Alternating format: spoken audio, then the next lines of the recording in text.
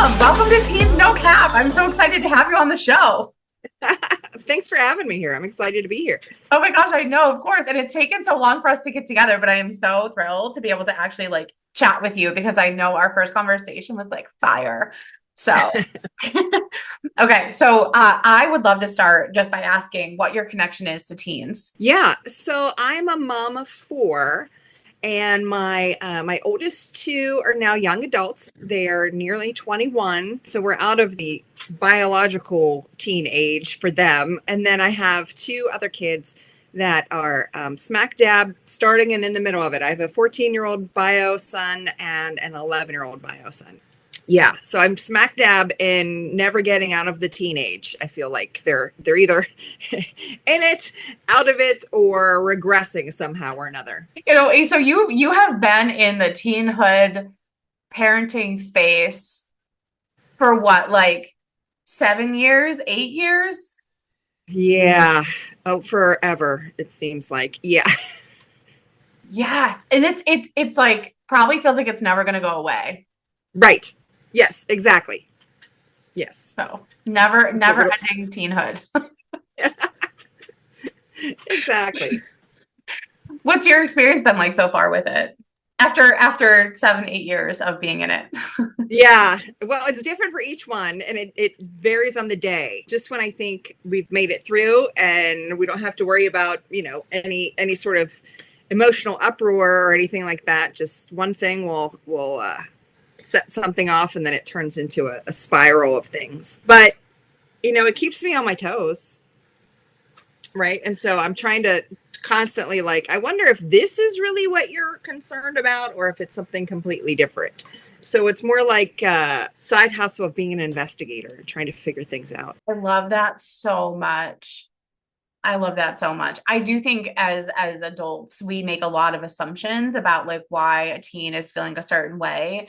And like I talk all the time about like remaining curious and really like asking questions because the things that we see on the outside may not actually be the things that are happening for them internally. Right. Exactly. Yeah. So maybe it's not about the fact that your brother took the last bite of mac and cheese. Maybe it's something deeper and something else. And then with my adopted kids, it's always been a balance of trying to figure out, is this normal teen behavior or is this something else and something trauma related? So I don't, sometimes I thought I figured it out. And just when I think I figured it out, it's a little like somebody will throw me for a loop. It changes because it's like skill building, right? It's like you like nail this one thing and you're like, okay, cool. Like I have this, like I can chill for a minute. And then your kids are just like, nope, sorry, we're on a road journey. We have all these other things we need to accomplish. And you're like, but we just did this. Yeah, exactly.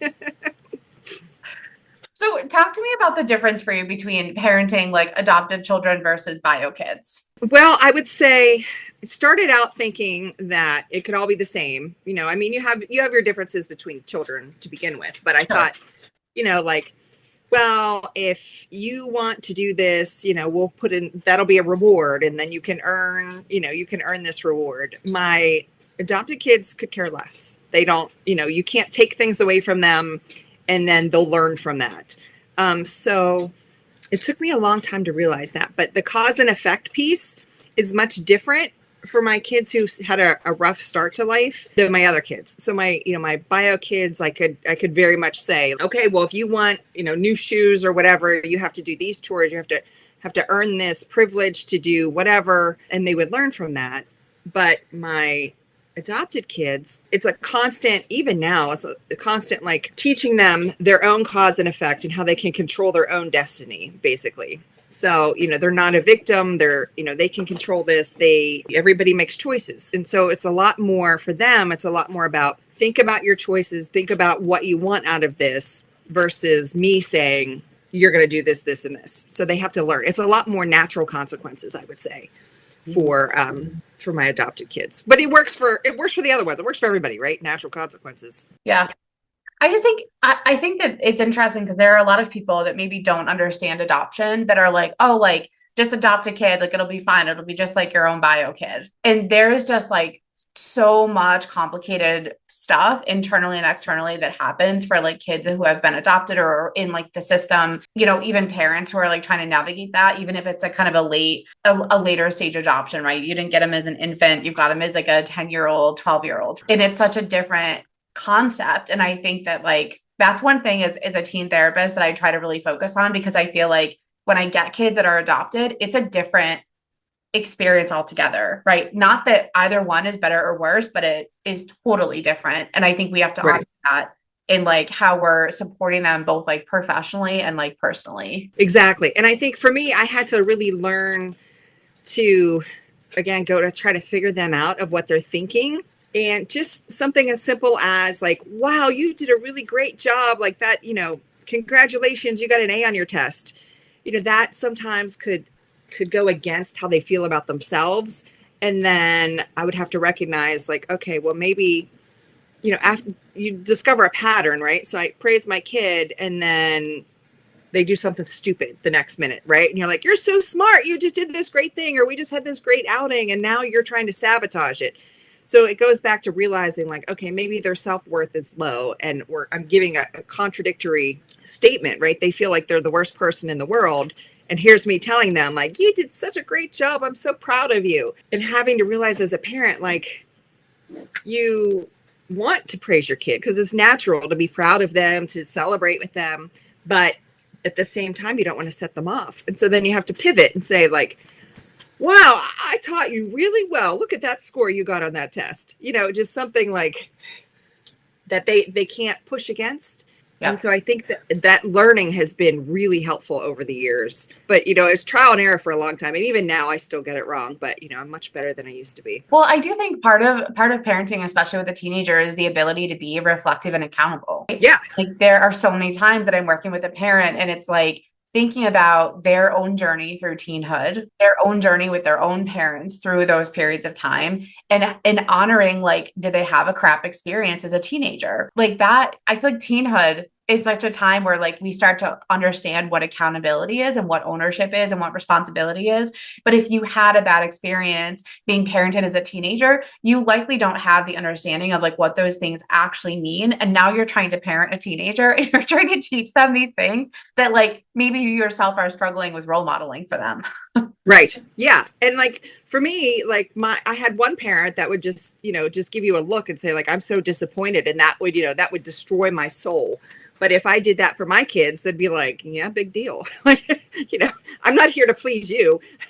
So it is like relearning things or learning things that you never were exposed to. And then, trying to tweak it so that the message is heard. Like the ultimate goal, right, is so that they hear you, right? I don't want to lecture. I want you to hear that I love you. I'm here to support you no matter what. But if they're in a constant state of survival or rejecting everything I have to say, I have to find all these other little ways to get in there without them fighting me. Yes. Well, and that's the thing too that I think is so crucial is that like I think when you think about a family system, we can look at it and say, well, everyone in the family has the same expectations, the same needs, the same whatever, but like you're literally raising completely different humans. Yes. Right. Yes. And so like I know like a lot of the kids I work with, they'll be like, oh, like it's so unfair that like John gets this thing and I don't get that thing. And it's really like understanding like, okay, but you and John are different people, right? Yeah. Like, you and John have different needs. You're motivated by different things internally. You have different connections with each of your parents. Like, and none of those things are bad. But like, if you're Right. looking at the situation and you're like, oh, I want what John has, right? What is that really about? Yes, exactly. Yeah. And then, do you think you're being unfair? Do you think that I love the other one more because to you value gifts and, you have to figure all that out, right? I have one kid that would be happy if we just baked cookies together. And the other one would be happy if I just bought him something brand new. And the other one would be happy if we just sat on the couch together. You don't know. It's whatever's meaningful to them. Exactly. And I think that's being able to honor like the differences in your kids, I feel like really helps them understand what they need, what their worth is, right? How they can like replicate that in other relationships. And it really shows that you're like hearing them to read them and be that investigator. Be like, Johnny really got a positive response when we like make cookies. And like, I wonder what that's about for them. Yeah, exactly. And these are skills that translate throughout all your relationships in life, right? Like, sometimes, I tell my husband, I'm like, I just want to talk. I don't need you to solve these problems for me. Like, I need you to just do this. Just listen. And it comes across a little bit rude and disheartening, but I'm really like, no, this is all I need from you. But, I'm an adult and I can verbalize that, where I think our kids are doing the same thing just in terms of behavior. Because behavior is communication, right? And like they may not always have the words or the prefrontal cortex development to be able to communicate those things effectively. And I think like we need to be able to understand and analyze behavior from like an external lens, right? Instead of it being Right. like offensive and like rude and whatever, it's like no, like let's really take a step back and like just think about the behavior in the Yes. situation Yeah. versus how that behavior like represents or reflects us as people, because it's often not personal. That is a very difficult thing to understand as a parent, to realize like their brain is firing, they're just doing all these things and it's not personal, but it's really, really hard to not take it personally.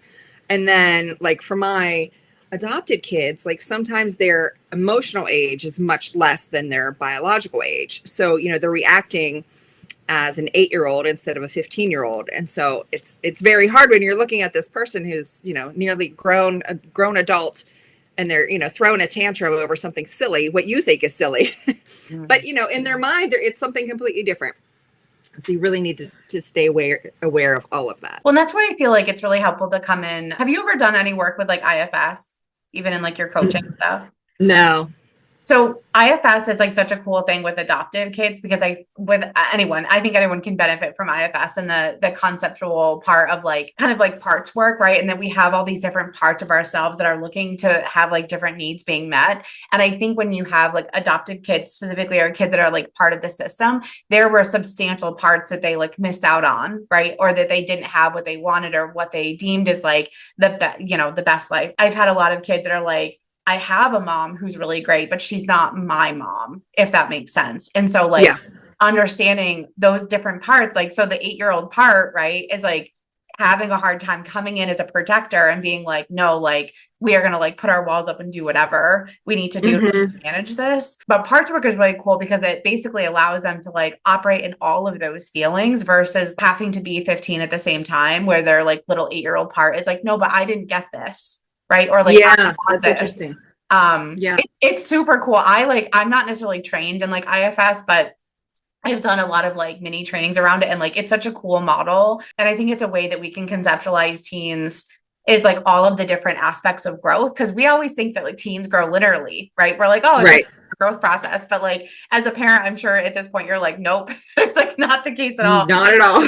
If you have a kid who like made really great strides in this, and then the next week you're like, we just did this. Like, why are you, whether it's like a homework assignment or something. So, but that's like a really cool, I think, way to like honor all of the different parts of them, where they're like, yeah, like and even as adults, I think we have times where we like revert to our like childlike self, and we revert to like our teen self, and we're like, what is this like presence of this part actually telling me? Okay, that's interesting. I'll have to check that out.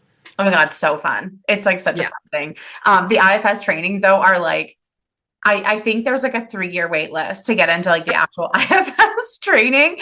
And so like I haven't gotten there yet because I haven't won a lottery spot. Right. Oh my gosh. Yeah. It's one of those things that I feel like is up and coming. And I think it's a really helpful way to like talk. We use it a lot with like dissociative identity disorder and like different things like that. That's kind of where some of it came from. But like, I think parts work is like such a crucial part of all of us at this point. Even with like little kids, like I feel like you could totally help them understand behaviors and like outbursts and stuff in terms of like, oh, like, this is like mad Johnny. This is mad Johnny who wants to like protect like sensitive Johnny. Yeah. So you're throwing toys and doing all this stuff, but like, what does sensitive Johnny really need? Which is like such a cool workaround. Not a sponsor for IFS, but it's a really great model. Well, I feel like I keep that in mind a lot with my kids because they're fiercely independent, and to the point where it's annoying as a parent, right? Because I'm like, let me just help you, right? Like, why do you make things so stinking difficult? But it goes back to, okay, well, maybe your needs weren't met when you were tiny, and so you didn't learn to trust the world, and you feel like you're all on your own, even though like your logical brain knows you have a family to support you and do all these things, but you're like, I can't be a burden to somebody and ask them, to go buy me shampoo. I'm just going to have to, ask my friend to take me to the store and to get me my money. And then I have to go buy my own shampoo. And it's like, well, just tell your mom you need shampoo. But it's But also right, like could be them working on that skill that they like really want to master and like being able to take care of themselves. And sometimes it's hard because like we don't always understand why this vein of independence, right? Like, what is this part so important to you with? And some kids are like, oh, like I know my mom is already stressed, right? So yeah, I want to like add exactly. this thing because they have this awareness now of like the social emotional component. And if they see you running around like crazy and they're like, well, I don't want to stress you out more. And like you already went to the store this week and now I realize I'm out. So I'm taking responsibility. But then at the same time, you're like, but I'm here as your mom and let me be your mom. Exactly.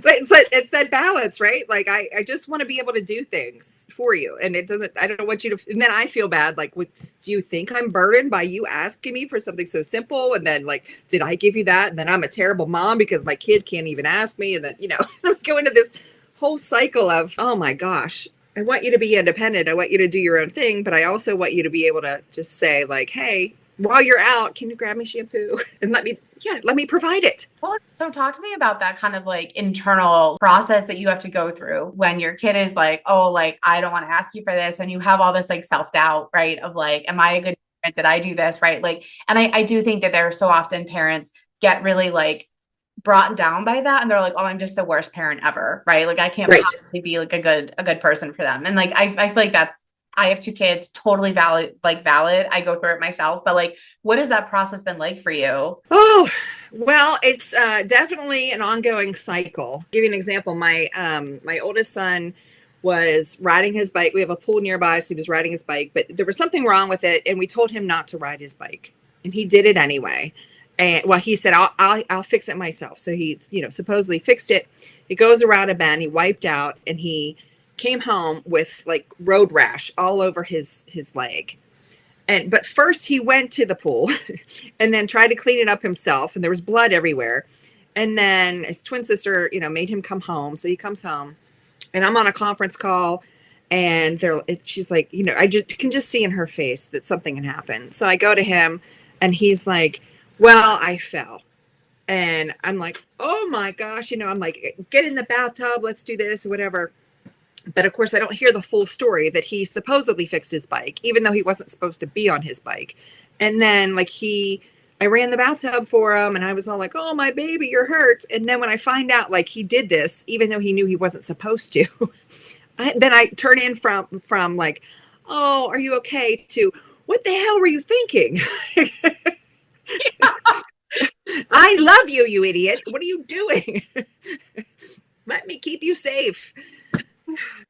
So, and then after that, it's like, oh, why would I do that? I know better. I shouldn't act that way, And so I've had to work really hard on myself of trying to eliminate the word should from my thought process, because, as parents, we all think that everybody else has it figured out. And in reality, it's all a crapshoot, and we're all just trying to do our best and do what we can.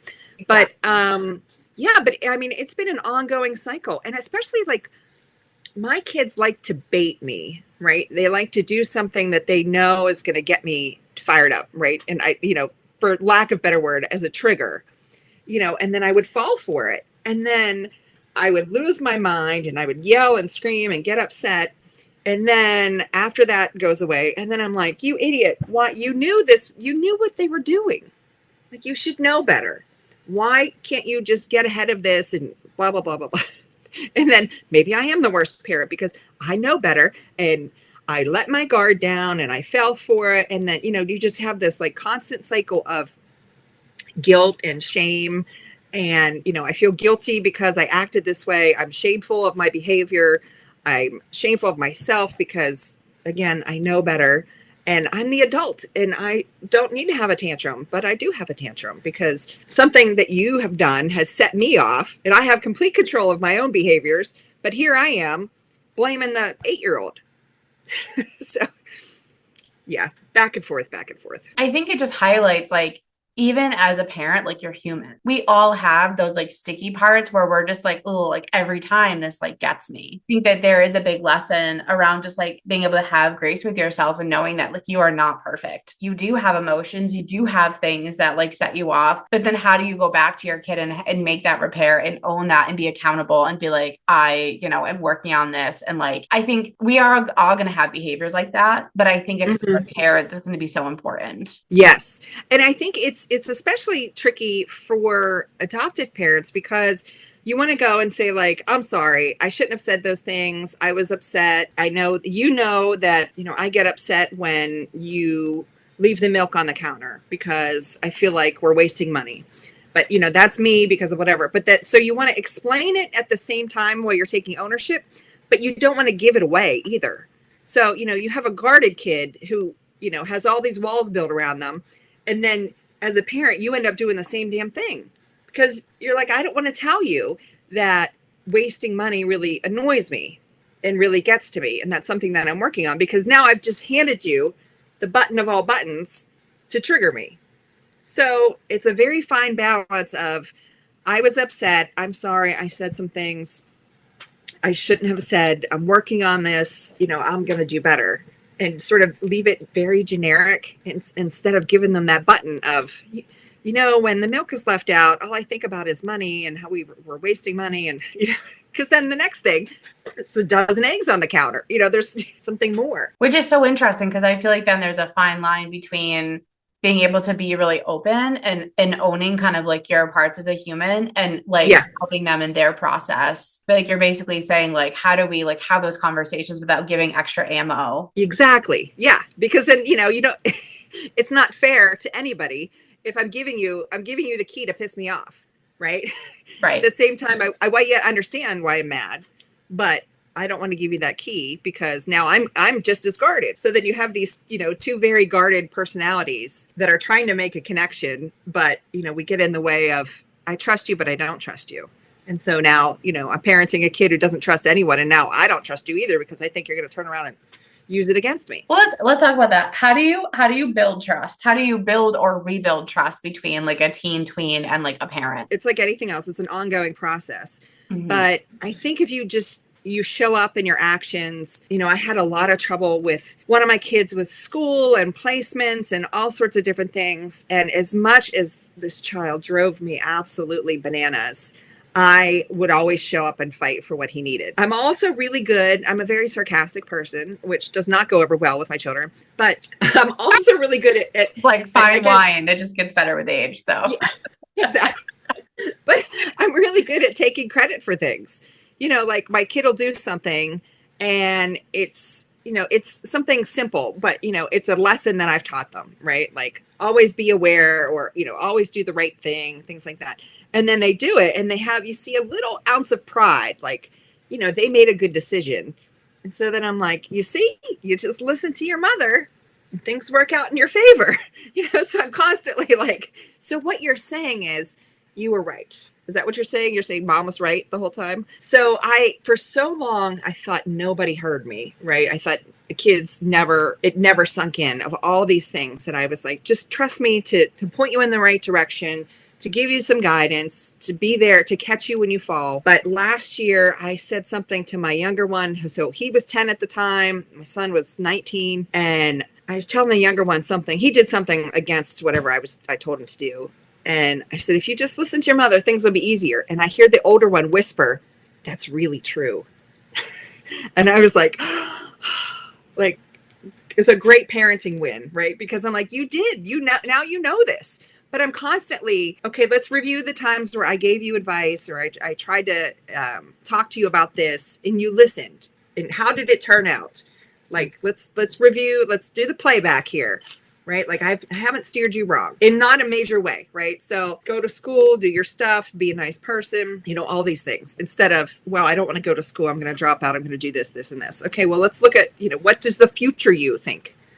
What can we do now to really change your projection there. So, because I hear you saying like being consistent, showing up for them, understanding them and their choices, allowing them to have some autonomy, right? And some independence over like what those things are, bringing some humor into it, right? And like, I think humor is like one of the best ways that we can kind of like soften edges and like build connection, because when we can make a joke out of something, it also shows that we are like more relaxed and like chill about it than if we are kind of like hot and angry and whatever else. But I did want to go back because I feel like one thing that you had kind of mentioned brought up this like visual for me. And I think that as someone who works with teens, and a lot of parents that I work with obviously are parenting teens, and they view the idea of them giving information and tips, right, and knowledge as like you're just picking up this like brick and putting it in your backpack, right? Like it's that simple, right? But really what we're thinking about is like it is absorption over time, right? So like you're sitting there talking about this like giant brick, right, that this like kid is picking up and putting in their backpack, and you're like, okay, cool, like you got it, I said it once. What it is like we just like chip apart that entire brick, and we're just giving them little parts that they're going to get at the same time, right? Like over time, sponges absorb water, but it's a slow process. And I think that the same thing when we're talking about like how to help support like teens and like parents is knowing that like it is an absorption over time, and like taking that absorption over time and applying it is like two different processes, but it's going to be like a long period of time. It's not just picking up the brick and being like, okay, cool, I got the brick. It's like very slow absorption as they grow. Yes. And like constantly finding other ways to give the same message without giving the exact same message, right? I gave you this advice. How did it turn out? Okay, well, now I'm telling you, let's try this. And it's constantly like, let's try. It's not like I'm telling you exactly what to do, because then I don't need that battle. Right. So it's just, let's try this, see what happens. And let's figure it out. And know, again, I'm here for you. If it falls through, if you need extra help, if we need to pivot to something else, and especially when they're teens, I feel like they think that they should be an adult, but they think like a child, and they're stuck in all this, and everybody else has it figured out, not me, and I'm a loser, and and it's like, no, man, nobody has it figured out. It's just like a parent, right? Like, we don't know what we're doing. You have to allow yourself some grace to figure it out. My kid, I found my college transcripts, and we were talking about it. I said, what do you think my GPA was? And he was like, oh, I bet you're on Dean's List, and all these different things, because he knows me as mom, old lady mom. And I was like, yeah, no, I'm a solid C student, buddy. Like, I failed this class in high school. I did all these things because I was also a teenager. And I also thought, hanging out with my friends was more important than all these other things. Just sharing some stories without lecturing, I think, is a good key. Okay. I love that so much. And that's actually one of the things that I try to encourage a lot of parents to do, because I feel like even providers, I guess, like depending on kind of where you are in your relationship with like whatever that teen is working on, but it's so often that like we have our own history as parents, and we're like, we know we went through this and this was our decision, this is what happened and whatever. But our kids, our teens don't have that same understanding of you as a human, right? And so I think that it does a really awesome justice to being able to give perspective on like, this is what I was doing when I was a teenager, right? And like, this is how my college experience was, and like whether those are good things or bad things or positive or not or whatever, give your kid an understanding of like, I'm coming from the space of like learning, right? I'm coming from the space of like, I have been there at certain points. Work with a lot of high risk kids, and I do that because I was one of those kids. So it's like I'm sitting there and like I have kids talking about all this stuff, and I'm like, yep, I get you. And it's like such a deep level of understanding because like I was there, right? And I think when we can tap into those experiences as parents, as providers, and understand that like, would I have made that decision now? No. But would I have made that decision in high school? You bet your ass I would have. Exactly. Yes. And that version of me is not necessarily the same version of me. Like we've built up to this. I didn't one day just go like, well, no, I'm not going to cut class anymore and blah, blah, blah.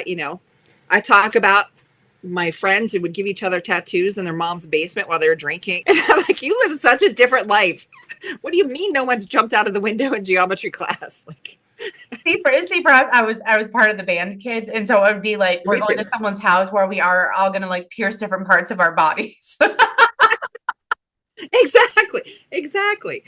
And you know, and the same with like bullying or just being around mean kids, because you know, there's always one or two mean kids that stick in your head, and I'm like, oh yeah, my so and so was named this. You know, Charles was the same way, and he used to try to light my hair on fire at the bus stop. Now kids don't carry around lighters like they used to, but you know, they can still be nasty and try to find ways to get to you. And you know, those, I don't know what happened to him now, but you know, one of them's been in and out of jail and this and that. So that type of person has always been in somebody's life since the beginning of time, right? I always say that like I guess I enjoyed my teen years to some extent, but I would never want to go back and do it again. Yeah. And I would never want to be a teen nowadays, right? Like with we're thinking Yeah. about the social media and like this inherent like I have contact with you 24/7, the bullying that happens on those like they're living such a different world than like I even lived and I'm not that old, right? Right. Yeah. And like then you have like my parents and above who are like, oh, like when I was a teenager, like all these things happened, but it's entirely a different experience. But you know, the feelings that you have are the same. And that's what I always try to tell my kids, like being self-conscious and being aware of yourself and feeling like everybody's looking at you when in reality nobody is looking at you. Like the modalities are different, but the thinking process of being a teen hasn't changed that much. Right. No. We're all worried. We're all looking for acceptance. We're all thinking we're the weird kid. We're all thinking, you know, I don't know if I'm ever going to be successful in life. And we're all doubtful and self-conscious and all of that. Like none of that has changed. No, no. But it's, you know, we all make it through. We do. And that's the thing where I feel like you know, with parents and with like teen themselves, right? Like one of my like constant things is like this phase isn't going to last forever, right? Like this part of life isn't a forever thing. And so like you wake up and you have a ninth grader, right? Because there are so many kids that are starting high school in the fall, but it's only 4 years, right? Like maybe five if you have like, you know, a different type of learner or like something happens. But like when we think about like their life, it's 4 or 5 years really actively like in teenhood in like doing this in high school and then they're launched to college or like a voc program or like life after education. Yeah. Right and life without clicks. Yes, and at some point it's going to end, right? And so I think there's a difference between obviously survival of it and like helping your kid thrive in it, but I think at the end of the day like it's always going to be an up and down process. You're going to have days where you're like I won this and I'm awesome and I'm such a great parent, and then you're going to have days where you're like, man, where did I go wrong? Exactly. You're exactly right. Like, where did I go wrong? What could I have done differently? You know, especially with my kids, because I get a lot of questions from adoptive parents. You know, would you do it again? Or people that are, you know, they just sign up to foster and they're like, what do we expect? You know, the caseworker said, all I have to do is give them a home and love and a bed and, you know, they'll be fine. It'll be an adjustment period. I'm like, okay, well, they lied to you because it needs a lot more than that. So it's just, I think if I had known more when my kids were younger, I think we would have had a different outcome, or maybe not a different outcome, but it would have, our relationship would have been solidified sooner. The other thing I guess I just want to reference to, because there obviously are going to be a lot of parents and providers listening, is I think that the thing that we got wrong about adoption, and I think to some extent still do, is that we dismiss the trauma, that severed connection. And like when we think about like in utero, right, the baby is only really at that point knowing, right, that like the carrier, the bio parent. And then when they're born and like that severance happens either when they're an infant or a 2-year-old or a 4-year-old or a 5-year-old, like that is such a deep standing trauma. A lot of people, you're right. Like I worked with caseworkers that are like, oh, like they'll be fine. Right. And it's like, I hope that they'll be fine. I want them to have like a full and meaningful life. But like, if we're not acknowledging this huge shift that this child just went through with being disconnected from like everything that they have known and welcomed into great houses in a lot of ways, right? Into great homes, into great systems, into great people. And I'm so glad they have that. And then at the same time, like that's still a huge trauma. Right. And I mean, and that's under a good circumstance when the carrier was like, you know, loving and, you know, maybe talking to the baby and you know, getting vaccinations and all these different things or nutrition. But, you know, not everybody has the luxury of having a planned pregnancy or, you know, whatever. A lot of adopted kids, you know, they come from unplanned pregnancies or situations that are, you know, clearly just adult issues, but they carry that burden that they've done something inherently wrong. And that's why they can't be with their biological family. And of course, that's not the case. But then you also have even just babies that were born maybe premature, or they were separated from their bio parents because of like a hospitalization. They were Yeah. there. So you don't have somebody responding to your every whim and every need and holding you all the time. So even that, that alone can make your brain, their little developing brains will go like, well, what the heck? Why am I going to make a fuss if no one's going to help me anyway? That changes the wiring. And then that, of course, shows up in choices and decisions that are made all through life. But if you don't acknowledge that, and if you don't say like, oh no, that's your brain's telling you that, but that's really not true. If you don't acknowledge that, then they just get, they feel worse about themselves, and they feel like nothing they can do can ever change, when it's like, no, this is, your brain is doing this. Your brain is playing tricks on you.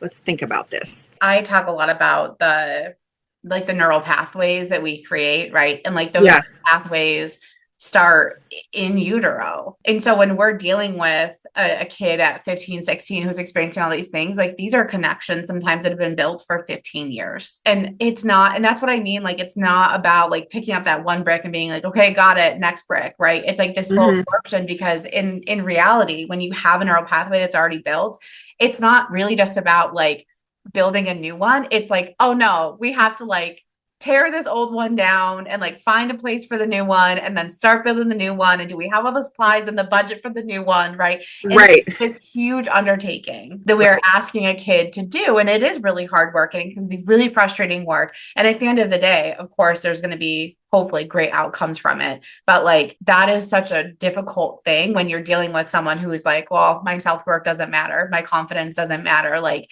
I don't matter because I had these situations that happened, or like, I'm a really anxious person. It's hard for me to let go of this thing that I know is consistent and build something that like, what if? Yeah. And so like, even if you have those building blocks, like it's a process to remember that you have these building blocks, right? Like you're trying to replace this negative thinking, you're trying to replace something, but then you forget about all the good things that you've started to build up and you've started to understand. And then it's equally frustrating as a parent, because when you go to professionals and they don't take any of that into consideration. Like, I had one say, well, has your child had any trauma or any neglect or anything? I said, well, we adopted, when they were toddlers.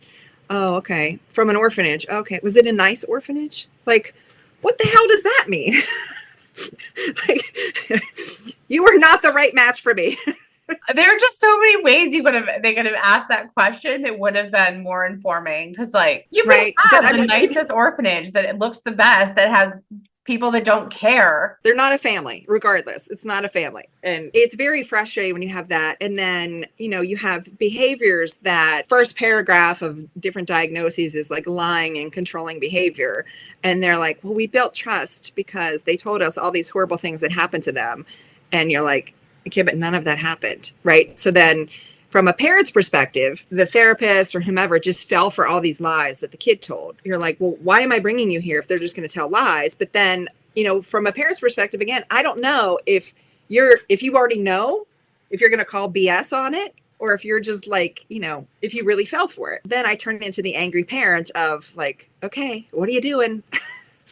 Why am I here? And then I'm not going to put myself at risk, because I know you're a mandated reporter and you're going to have to call somebody if they give you this long drawn out story. It's really hard from a parent's perspective to just find somebody, a professional that you can trust, that understands all the trauma, all the stuff that has happened, and that part of their brain is taking over, and having a therapist or somebody that can help see through all that, help them through it, help their kid through it. Well, and here's like part of my soapbox, because I'm just like, I totally agree with you. And I think at the same time, that is one reason why I think niching down and getting a lot of training in certain areas is really helpful. One thing, obviously, by most of our ethics codes is like, do no harm. But when someone works with a kid who has a long adoption history, has like trauma from this, has like all these things, and has no training on it, like in the moment they're like, well, I did the best I could, and I'm working on this, and like I really want to stick with this kid. And it's like, I love that, but do you have the training?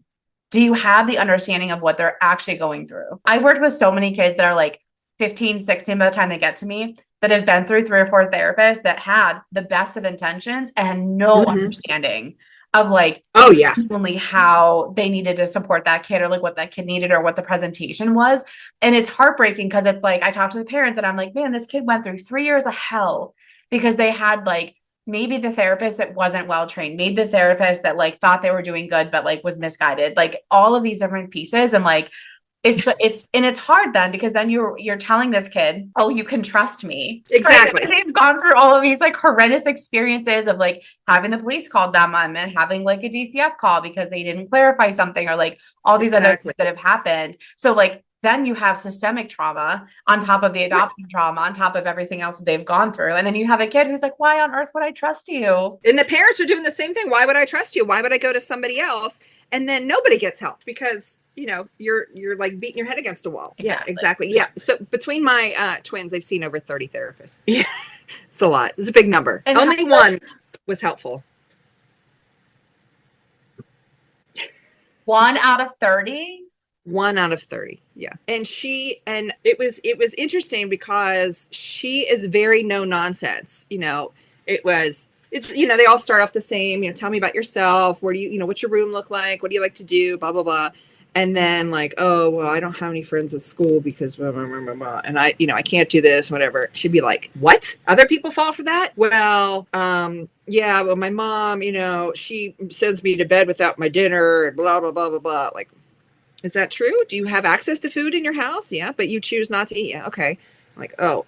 So I'll give you an example. The first time my son saw this particular therapist, she had said, like, I'm going to allow you to lie to me. Sometimes I'm going to catch you.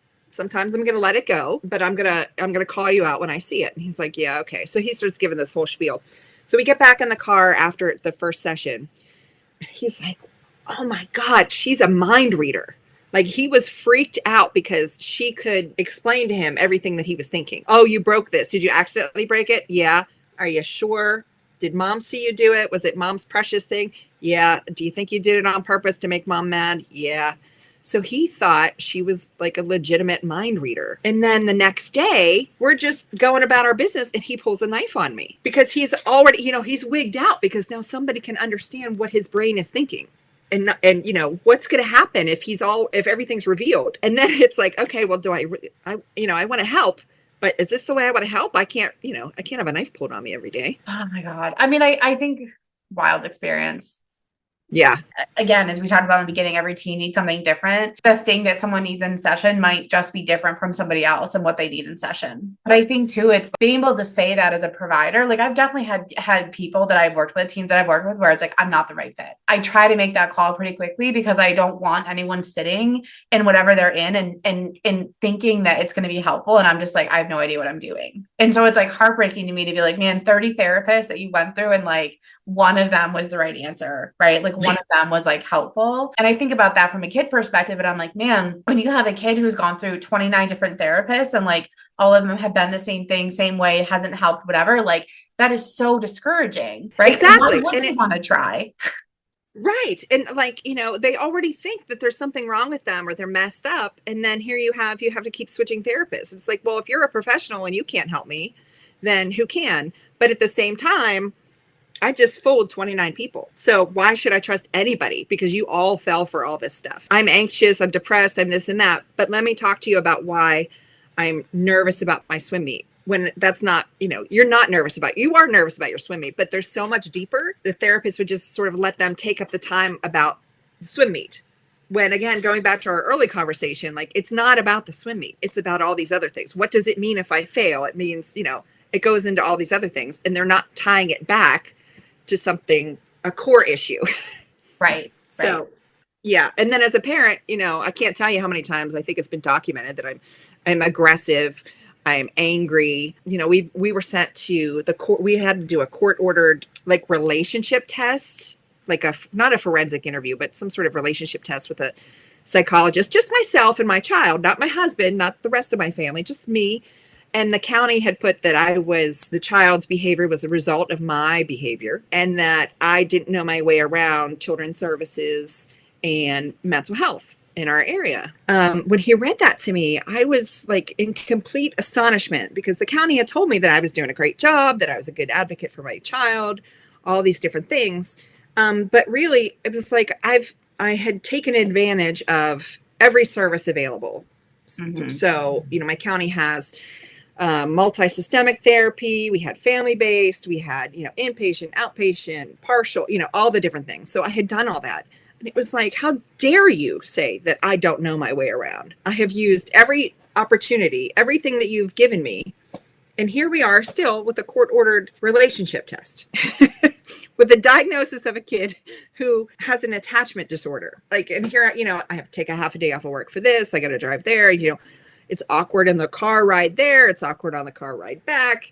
We have all these things. And it's very hard to not be resentful of just the time wasted and the energy wasted to do these things because someone else thinks you need them. But I think that's the downside of adoption and foster placements and things like that, because you're always going to have someone in those circumstances that's going to be like, hey, you should do this. You should do this. You need this. You need this. Right. And there's so much judgment and heavy handed stuff with all of that when I genuinely feel like most people are doing the best they can and really trying to and you're also you're parenting another human that has the brain of their own, who has their own experiences with with all of it. And I wish that, Child and Family Services was less punitive and actually offered hardcore support instead of, I think that the runaround, right? I've worked with a lot of really great childcare workers, and I've worked with some where it's do you have any understanding of trauma and right. what this looks like for the kid that you're supposedly a caseworker for, and the quality vastly differs, which can be really frustrating too, especially if you have a kid with two different caseworkers or they transition. It's a whole thing. And I understand they're overburdened and they're this and they're that, but it's okay, you have some situations where if you just pay attention to the situation, you can see through it, instead of just assuming that they all fit into this exact same bucket. I was really lucky because my son ended up in foster care for a little bit, but he ended up with a great family. And we worked really well together, which the county, of course, did not like. But we worked very well together to get my kid what he needed. Well, that's the thing. At the end of the day, when you have someone who's agreeing to foster or adopt or whatever, there is a genuine interest there. But because sometimes parenting a child who's gone through all of that is so different, it needs different skills. It does. And it you can't be prepared enough. So it's a shame because I think so many parents get burnt out on the system and not having the resources to help their kid. And it's not that they don't want to continue to foster, they don't want to adopt. It's they don't want to deal with all the other stuff. So then at the end of it, it just hurts the kid. 1,000%.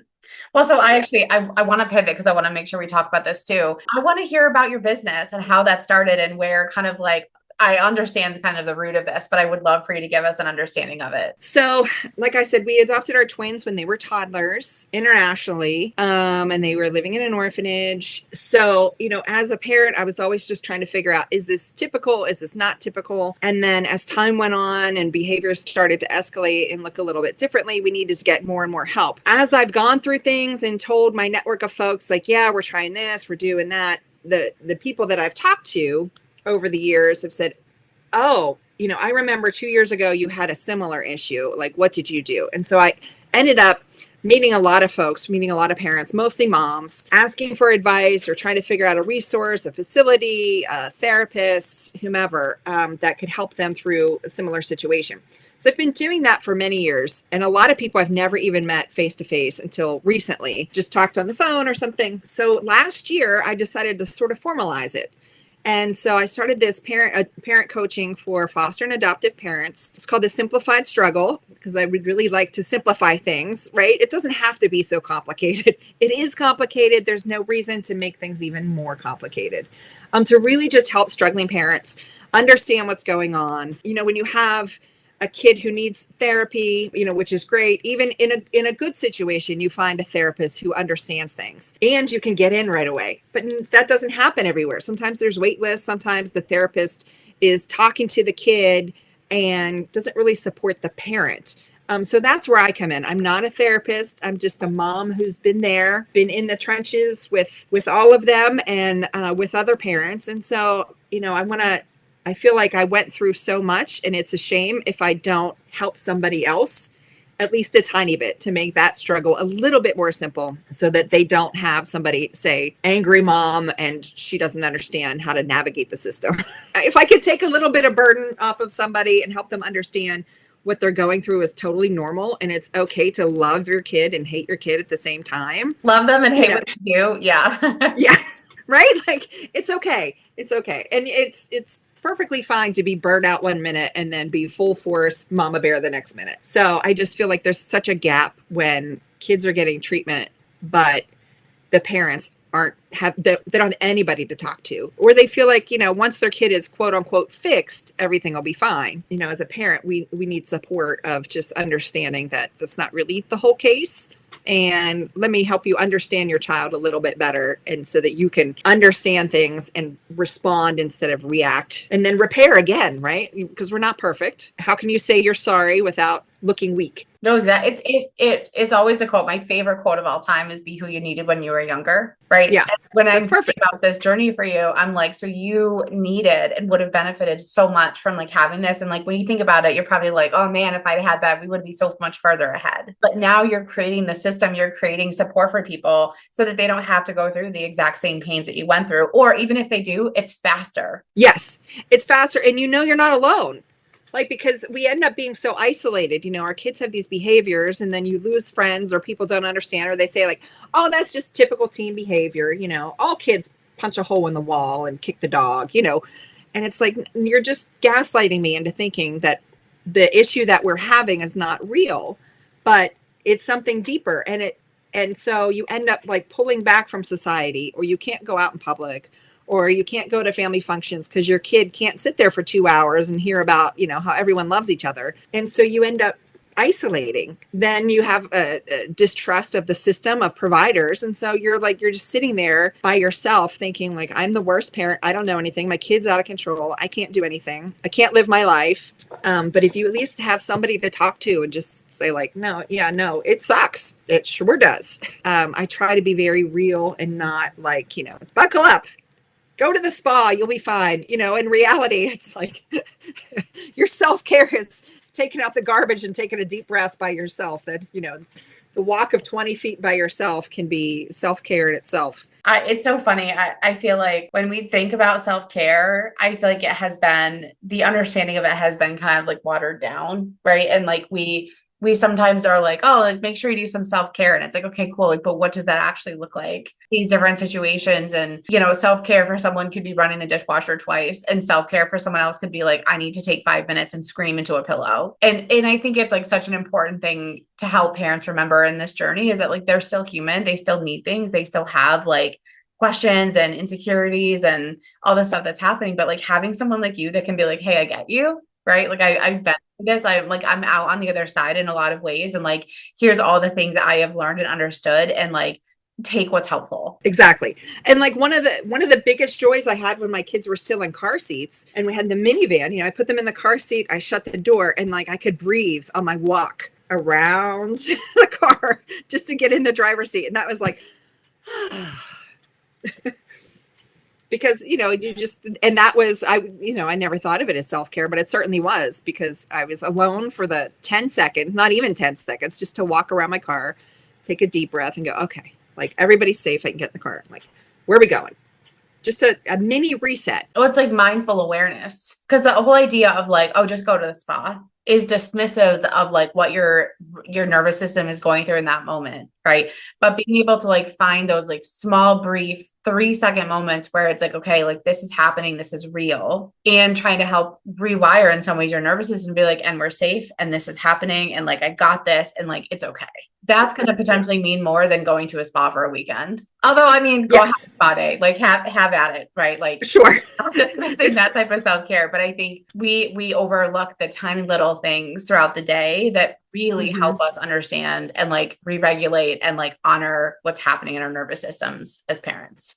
Yes, absolutely. Absolutely. Yeah. Parents and providers. I'm just like, I'm so glad you came on today to talk about this, because especially with adoption stuff, like it's just, there's so many people that think they get it and they don't. Right. And there's so many people that want to know more, and like having some of those trainings, having that experience is like few and far between. I went through an adoption training that I like loved, and I still have like I use so many of the resources these days. And it was all about like adoption journeys and like permanency planning, and like how do we help incorporate like so many different types of people into a kid's life for permanency purposes. And like rewiring the idea of like, you can only have one mom, or you can only have one dad, or you can only have like one family system. And so that's been really helpful, because I'm always like, I would rather have 50 people that love my kid than only 5 that maybe don't care at all because they were fulfilling the role of family. And I feel like so many people, especially if they've adopted a newborn, feel like, well, I had them since birth. Like, so that's not the problem. It's got to be ADHD. It's got to be something else. It's genetic. It's all these other things. And they don't even consider the trauma part, which can't be medicated out, right? Like you have all these other things going on that maybe, medication can help with, but there's no like anti-trauma pill, right? Like it's still there and you really have to work through it. And then I also feel like a lot of kinship parents, right? Like they're taking care of their grandkids, their sister's little kid, whatever it is. So it's not a formal adoption, or foster care, whatever. That's been going on since the beginning of time, right? You take care of somebody else's kid. You can't negate the fact that there was some sort of trauma. And then you also have to keep in mind, depending on the situation, your kid might have a loyalty to another family. And they're conflicted, right? I love you. You're my mom. You'll take care of me. But I feel like I'm being disloyal to the person who gave birth to me. And so, you have to layer all that in. And so it's a constant like, okay, is it this? Is it this? Is it this? It's like a little Rolodex, right? Well, and that's the thing. Like when we as adults, I think, conceptualize trauma, we think about it through memories. We have to really think about it through the lens of trauma is stored in our nervous systems. And we as little tiny bitty babies, right, who are just born, whatever, like we're just taking in information and storing it into our nervous system. And sometimes like we don't have a way to truly conceptualize it. So we see those things come out in teenhood and adulthood and whatever. And that's when it shows up in big ways. And that's why when you go like, oh, did I spoil you because you act so entitled? And like, maybe I did that wrong. It's like, well, no, now they're in self-preservation mode. It's not because you let them have ice cream every day for dinner that now they're, obstinate teenagers. It's like, it's all these other things that contribute to it. When we think about like, entitlement, there's so much there for like, I talk about this a lot with my like people I work with, but when you think about entitlement, people are like, oh, like, they're just so entitled. And it's like, okay, but let's think about like the action of like whatever they're getting that you are labeling as entitlement. But what does that actually mean for them? Because there are so many kids that would say that like, when my parent does this and when my parent gets me ice cream, like I feel loved. Right. So like they're thinking about this as like, oh, like you're just an entitled brat. And it's like, no, actually, like this is something that for me is like showing me that you love me. And then take that away or you tell me I'm being entitled or a brat about it or whatever, like I'm just like, okay, cool, but then how are you going to tell me you love me? Like how is that built in? But if we're not curious about it, we're making assumptions and we're making it as this like negative like thing.